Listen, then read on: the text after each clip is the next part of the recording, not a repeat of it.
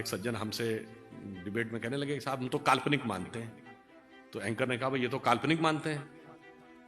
तो हमने कहा कि मुस्लिम थे वो, तो मैंने कहा कि मैं इनकी बात से सहमत हूं। तो एंकर ने कहा कि आप क्या कह रहे हैं, आप इनकी बात से सहमत हो? मैंने कहा हाँ, मैं बताता हूं क्यों सहमत हूं। हमने कहा 4 भाई थे, राम लक्ष्मण भरत शत्रुघ्न, और राजा दशरथ उनके पिता थे। तो पिता के कहने पे राम चले गए वन में, तो लक्ष्मण भाई के रूप में वन में चले गए। भरत ने जाके वन में गए और थाली में राम की खड़ाऊ रख के लाके शासन किया। मैंने कहा एक और बाबरी परंपरा में भी एक 4 भाई थे, शुजा, मुराद, दारा और औरंगजेब।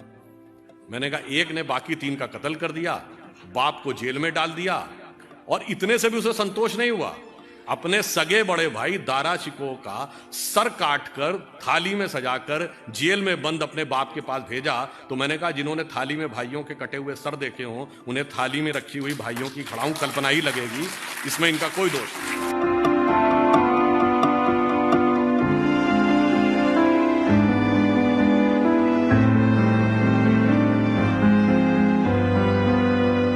भगवान राम 4 ही भाई क्यों थे?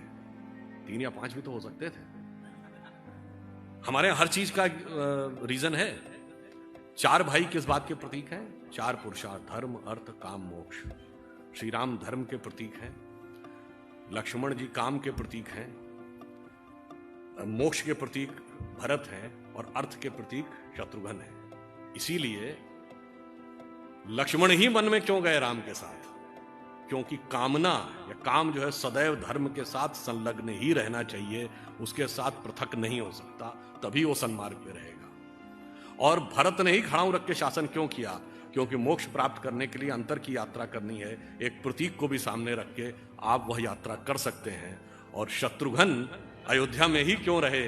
चूंकि अर्थ राजधानी से बाहर नहीं जा सकता, इसलिए वो वहीं पे रहेंगे। तो अगर हमें आगे बढ़ना है, तो मैं जहां से मैंने प्रारंभ किया था कि प्रबुद्ध शुद्ध भारती, तो आपने भारतीयता को समझने की क्षमता भगवान ने आपको दी है। तो हमें आगे बढ़कर क्या करना है, यह ध्यान रखना है कि आचार्य चाणक्य ने कहा था, इस राष्ट्र को उतनी क्षति दुर्जनों की दुर्जनता से नहीं हुई है जितनी सज्जनों की निष्क्रियता से हुई है।